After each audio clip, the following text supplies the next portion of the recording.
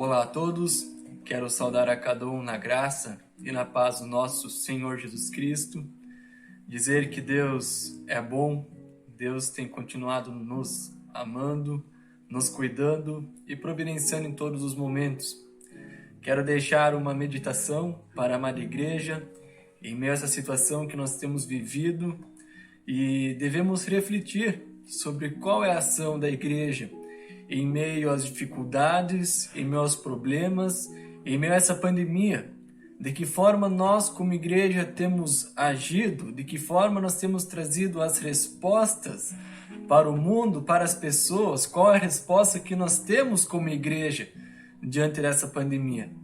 Eu quero fazer a leitura do texto que está no livro de Atos, capítulo 3, dos versículos 1 até o versículo 10, onde nos diz: Pedro e João subiam ao templo para a oração da hora nona. Era levado um homem coxo de nascença, o qual punham diariamente à porta do templo chamada Formosa, para pedir esmola aos que entravam. Vendo ele a Pedro e João que iam entrar no templo, implorava que lhe dessem uma esmola. Pedro, fitando juntamente com João, disse: Olha para nós. E ele os olhava atentamente, esperando receber alguma coisa. Pedro, porém, lhe disse: Não possuo prata nem ouro, mas o que tenho, isso te dou. Em nome de Jesus Cristo Nazareno, anda. E tomando-o pela mão direita, levantou-o. Imediatamente os seus pés e os tornozelos se firmaram. De um salto se pôs em pé, passou a andar e entrou com eles no templo, saltando e louvando a Deus. Viu-o todo o povo a andar e a louvar a Deus, e reconheceram ser ele o mesmo que esmolava, assentado à porta formosa do templo, e se encheram de admiração e assombro por isso que lhe acontecera. Atos dos Apóstolos é um livro que vai nos relatar sobre a ação do Espírito Santo sobre a igreja e, como consequência, a ação da igreja neste mundo. O livro dos Atos dos Apóstolos são os registros dos atos do Espírito Santo, dos atos que o Espírito Santo fez através da igreja para manifestar a glória de Cristo Jesus e confirmar o testemunho de Cristo Jesus. A igreja estava em oração, aguardando pela descida do Espírito Santo. Jesus Cristo falou: Eu vou, estou indo, mas eu enviarei o Consolador, eu enviarei o Espírito, aquele que os ensinará, aquele que o guiará vocês em toda a verdade. E o Espírito Santo começa a manifestar a sua glória sobre a igreja já em Atos 2, quando Pedro se levanta, anunciando a graça de Cristo Jesus, exortando o povo, aqueles que haviam crucificado a Cristo Jesus, e chamando-os para o arrependimento e para a salvação em Cristo Jesus. Interessante que em Atos 2, versículo 43, diz que em cada alma dos apóstolos, aqueles convertidos à igreja, havia muito temor, e muitos prodígios e sinais eram feitos por intermédio dos apóstolos. Sinais, maravilhas, a manifestação do Espírito Santo através da igreja. E em Atos 3, se confirma novamente a ação do Espírito Santo através da igreja. A ação da igreja nesse mundo.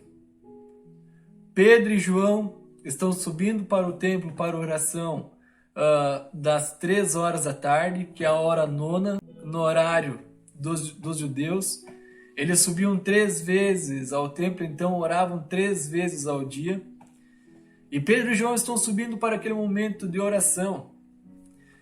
E no mesmo momento era levado também um homem coxo de nascença, um homem paralítico.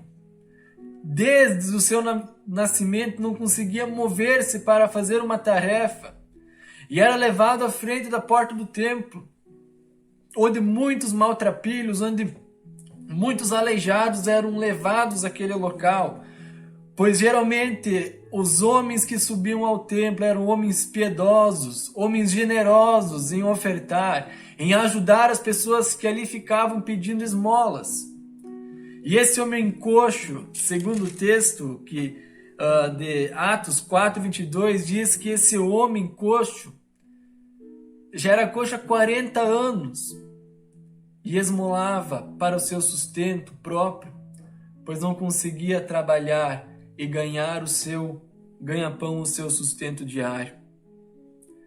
E vendo ele, Pedro e João subindo para o templo, entrando no templo, ele pede uma esmola. Ele pede alguma moeda para que comprasse algo para o seu dia, o seu alimento.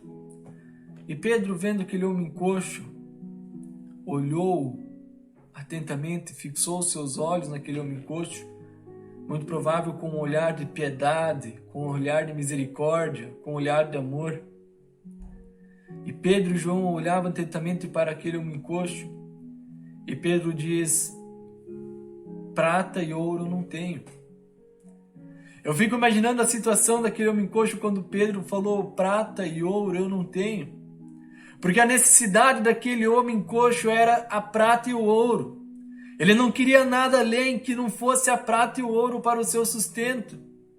E para conseguir comprar algo para comer naquele dia.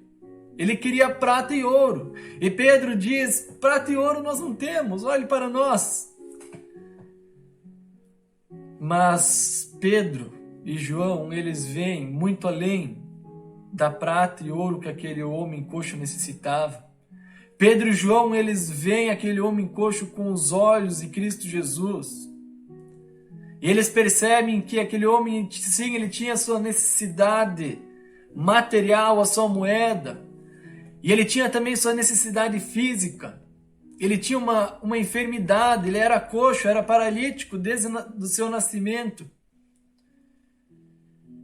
E naquele momento, vendo aquele homem coxo, a igreja de Cristo Jesus entra em ação. É nesse momento que o Espírito Santo entra em ação através da igreja, frente a uma dificuldade, frente a um problema. E Pedro diz: prata e ouro não tenho, mas o que tenho, isso te dou. Em nome de Jesus Cristo Nazareno, levanta e anda. A igreja talvez não tenha moedas, a igreja talvez não tenha grandes edifícios, mas o que basta para a igreja é Cristo Jesus. Hoje em dia nós vivemos o contrário. A igreja tem templos, a igreja tem uma estrutura financeira muito boa, os grandes templos, mas talvez o que falta na igreja é Cristo Jesus. O que talvez falta hoje na igreja do século XXI, na igreja contemporânea, é Cristo Jesus nos corações das pessoas. Nos apegamos muito facilmente às moedas e aos bens materiais e nos desapegamos de Cristo Jesus. E o que nós temos para oferecer para as pessoas muitas vezes é aquilo que o mundo tem oferecido. Nós temos as moedas, nós temos uma ação social, nós temos bens materiais para dar para as pessoas, mas nós não temos Cristo para oferecer. E se não temos Cristo para oferecer para as pessoas, então que fiquemos calados. Porque o que a igreja tem para oferecer é o que todo mundo não tem para oferecer, que é Cristo Jesus para as pessoas, para a salvação, para a remissão de pecados. Nós perdemos o brilho nos olhos pela graça de Cristo Jesus. E que lamentável pensar numa igreja sem Cristo.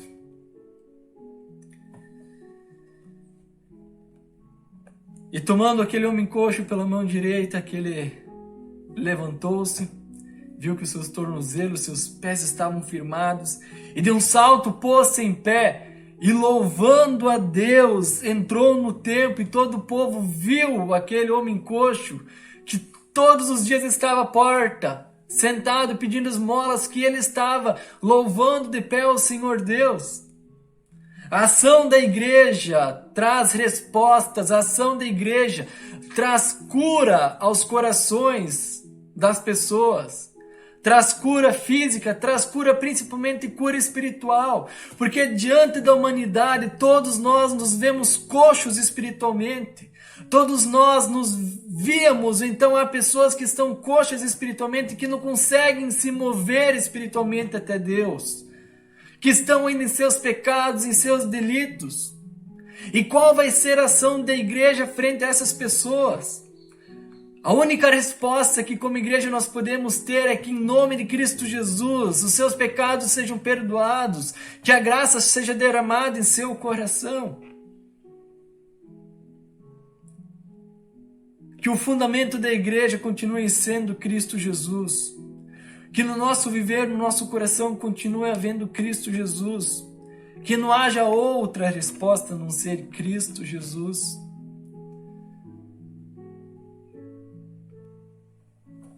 E a ação da igreja, quando a igreja se movimenta, segundo a vontade de Cristo, para a glória de Cristo Jesus, segundo a palavra de Deus, haverá sempre uma pregação autêntica. Logo após Pedro, diante daquela situação, as pessoas ficam maravilhadas e Pedro se levanta e diz: não fomos nós que curamos esse homem coxo, mas foi pela fé em Cristo Jesus. É pela fé, não é por nós, mas é pela fé em Cristo Jesus que esse homem coxo foi curado. E logo após isso nós percebemos que a igreja começa a ser perseguida. Pedro e João são presos por aquela ação, pela ação da igreja. Quando a igreja entra em ação, virão as perseguições. O mundo irá nos tirar do conforto. Virão momentos duros, dificuldades.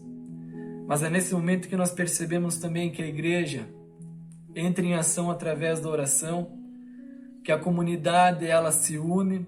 Era um só coração, da multidão dos que creram, capítulo 4, versículo 32, eram todos um só coração e uma só alma. E com grande poder os apóstolos davam testemunho da ressurreição do Senhor Jesus, e em todos eles havia abundante graça. Essa é a ação da igreja. De que forma na pandemia nós como igreja vamos reagir? Quais são as respostas que nós temos? A resposta da igreja continua sendo a mesma: Cristo Jesus. A resposta da igreja vai ser sempre Cristo Jesus. E no momento que a igreja perde o anúncio da ressurreição e do poder de Cristo Jesus, que a igreja seja anátema. Que a igreja se cale. Que haja Cristo Jesus nos nossos corações. E que a resposta diante dessa pandemia continue sendo Cristo. A anunciação de Cristo Jesus. Há pessoas carentes da salvação, há pessoas coxas espiritualmente, necessitando de Cristo Jesus. Deixemos Deus nos usar.